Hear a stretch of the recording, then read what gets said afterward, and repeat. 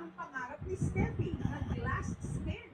I believe it since it's a vitamin serum, meron doon na exfoliant na makes the experience. So, actually, yun ang active ingredients na nakapos ng allergic reaction is effective. It doesn't always follow na what is effective for others should be effective to you.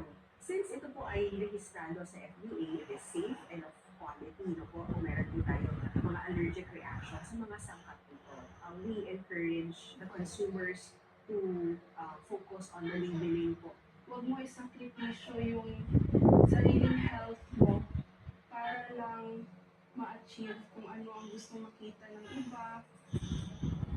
Paano mang ipapahid sa balat? Siguraduhin munang ikay tiyak para hindi ka mauwi.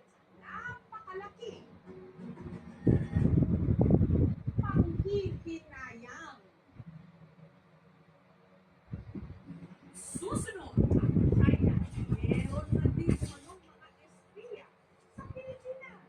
Mga Pilipino na nasa loob ng gobyerno at militar.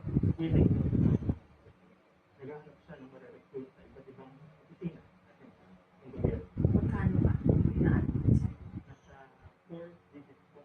Pwedeng malaman, Lawrence, kung ano yung sinila. Ayun natin, mabigyan, di ba? Bawat turn and then, No.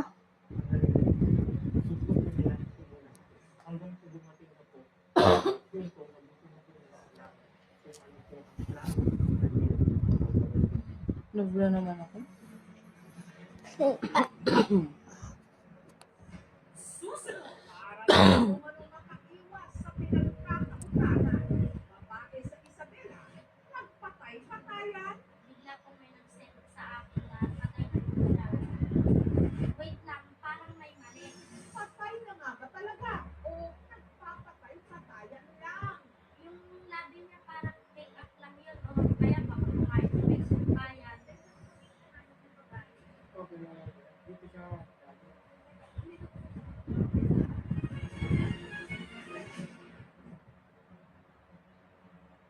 Libo-libong seafarers ngayon mula sa iba't ibang dako ng daigdig ang stranded at naiipit sa giyera sa Middle East.